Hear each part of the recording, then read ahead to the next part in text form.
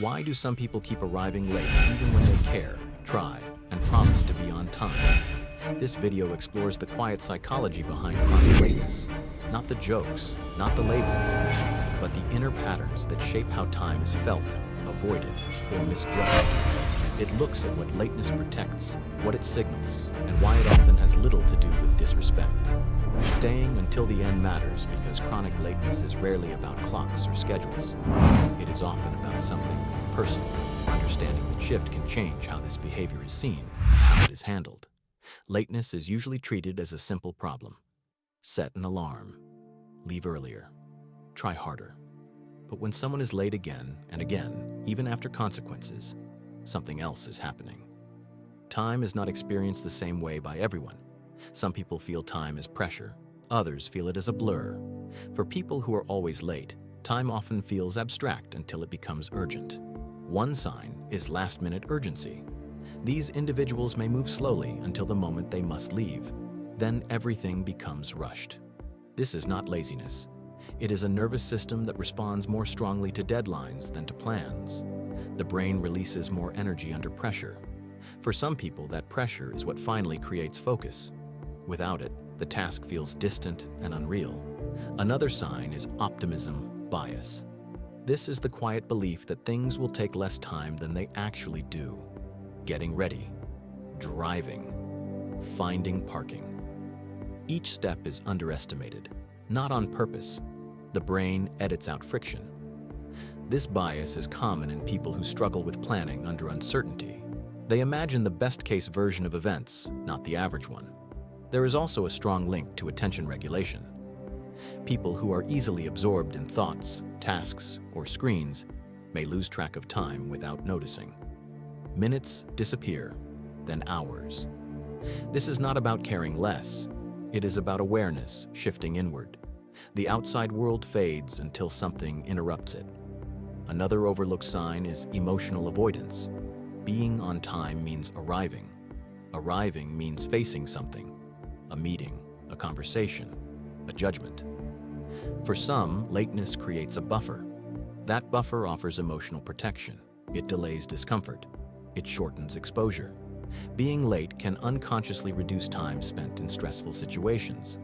This does not mean the person wants to be late. It means part of the mind is pulling back from what comes next. There is also identity at play. Some people grow up in environments where time was flexible. Being late was normal. No one rushed, no one punished it. Over time, this becomes part of how the self is organized. Changing that pattern later in life can feel like changing personality. It creates resistance, even when the intention is strong. Chronic lateness can also be tied to control, not in an obvious way, but in subtle ways. Time becomes one of the few areas where autonomy is expressed. When life feels constrained, lateness can feel like reclaiming agency. Arriving on one's own schedule becomes a quiet statement of self-direction. This is rarely conscious, but it can be powerful. Another sign is shame cycles. After being late repeatedly, many people feel embarrassed. That shame makes planning harder. Avoidance increases. The problem grows. The person may stop believing change is possible. So effort drops, not from lack of care, but from hopelessness. There is also fear of evaluation. Arriving on time can feel like being fully seen. Late arrival allows blending in, less attention, less expectation. In group settings, this can feel safer, especially for people who already feel self-conscious. Some people are late because transitions are hard. Moving from one task to the next requires energy. Ending what is familiar and moving into something new can feel jarring, so they linger, not because they want to disrespect time, but because stopping is harder than starting. Another sign is difficulty with future self-projection. This is the ability to imagine how one will feel later. People who struggle with this may know they should leave earlier, but cannot emotionally connect to the future consequence. The future feels vague, the present feels real. So the present wins. There is also a pattern of emotional flooding. When someone feels overwhelmed, time management collapses. Everything feels urgent. Nothing feels prioritized. In that state, the clock becomes background noise. Chronic lateness can also be learned behavior. If consequences are inconsistent, the brain does not update. Sometimes being late costs nothing. Sometimes it does. The uncertainty keeps the pattern alive. The brain learns from patterns, not lectures. One of the most misunderstood signs is effort without results. Many chronically late people try very hard. Alarms, notes, promises. Yet the behavior stays. This leads others to assume they do not care. In reality, effort is being applied to the wrong layer of the problem. Time management advice often targets behavior, but the issue is often emotional or neurological. Another sign is sensitivity to external pressure. Being told to hurry can increase resistance. The nervous system reads pressure as threat. Performance drops. This creates a paradox. The more others push, the worse it gets. Chronic lateness is also connected to how people value relational safety. Some individuals delay because they fear letting others down. Ironically, the fear leads to the very outcome they dread. The mind freezes. Avoidance follows. It is important to note that not all lateness is psychological. Life happens, systems fail, traffic exists. The pattern matters more than the event.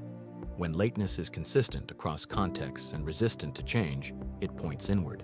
The central realization is this: chronic lateness is often a regulation issue, not a respect issue. It is about how the brain handles time, emotion, and transitions. It is about protection, not rebellion. Avoidance, not apathy. Seeing it this way does not excuse the impact. Being late affects others. It creates stress. It breaks trust. But understanding the cause changes the response. Instead of focusing only on punctuality, the deeper work is about safety, clarity, and structure. When people feel emotionally safe, time becomes easier to manage. When transitions are supported, leaving happens sooner. When shame is reduced, follow-through improves. This is why harsh consequences alone rarely fix chronic lateness. They increase the pressure without fixing the underlying issue. The pattern softens when the nervous system calms. For those who live with chronically late people, this perspective can reduce personalizing the behavior. It may still require boundaries, but it shifts the story from disrespect to struggle. And for those who are always late, this understanding can replace self-blame with curiosity. Change begins not with stricter alarms, but with noticing what lateness is doing. What is it protecting? What is it delaying? What does being on time threaten? Because beneath the missed minutes is often a quiet negotiation between fear, energy, and identity. And that negotiation is still happening long after the clock has moved on, long after everyone else has already arrived while the door is opening. Just a little too late, and the room is already full, and the moment has already started, and something inside is still deciding whether it is ready to step in at all.